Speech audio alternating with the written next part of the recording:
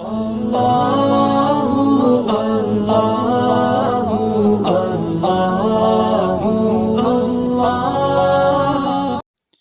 لطیف و اسم جمالی ہے اور اس کی اعداد 129 ہیں۔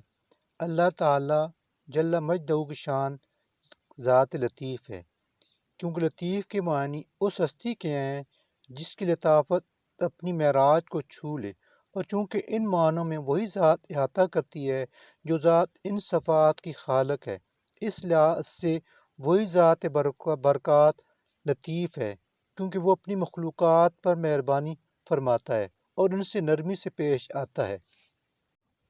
بسم اللہ الرحمن الرحیم۔ السلام علیکم، میں ہوں ڈاکٹر اختر نواز۔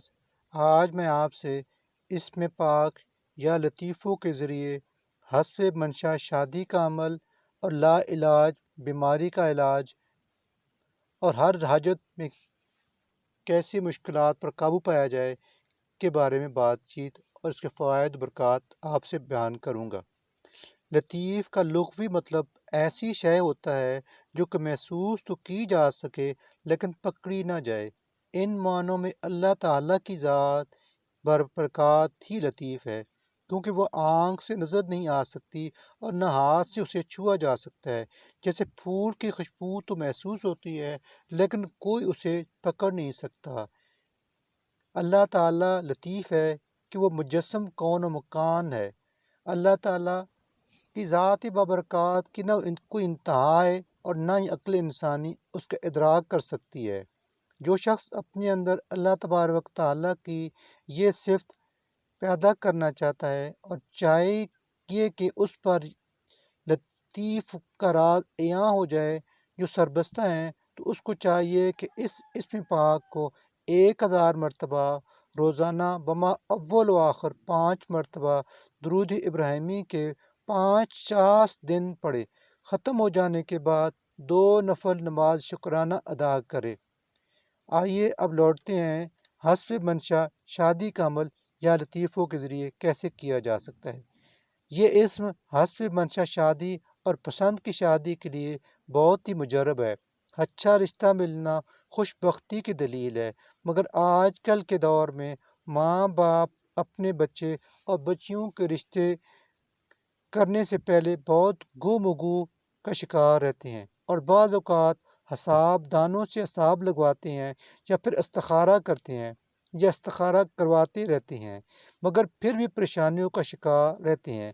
ایسے لوگ جو اپنی پسند کی شادی کرنا چاہتے ہوں یا ماں باپ جو اچھا رشتہ تلاش کر رہے ہوں، انہیں چاہیے کہ اس اسم پاک کو 40 دن تک اول و آخر 11 مرتبہ درود پاک کے ساتھ 1290 مرتبہ پڑھیں۔ انشاءاللہ پسند کی شادی بھی ہو جائے گی، اور جن ماں باپ کو اچھے رشتے کی تلاش تھی انہیں حسب منشا اچھا رشتہ بھی مل جائے گا، اور شادی کے بعد کوئی پریشانی نہ ہوگی۔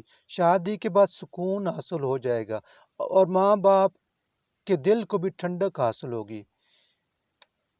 اسم یا لطیف کے ذریعے لا علاج بیماری کا علاج کچھ یوں کیا جا سکتا ہے۔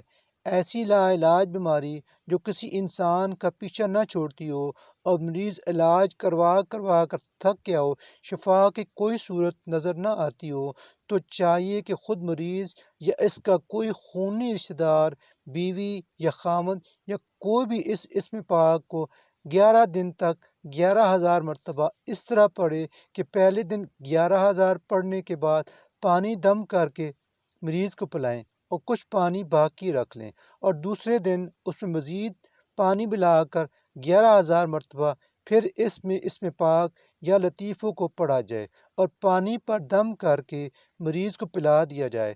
اسی طرح 11 دن تک کیا جائے، اور آخری دن کچھ پانی میں سے تھوڑا پانی بچا کر رکھ لیا جائے، اور اس طرح روزانہ پانی ملا کر مریض کو 40 دن تک پلایا جائے۔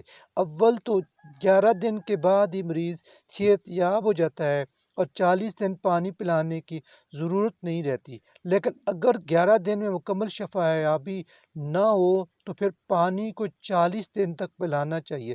یہ مجرب اور آزمودہ ہے اور بے شمار لا علاج بیماریوں میں کام آتا ہے۔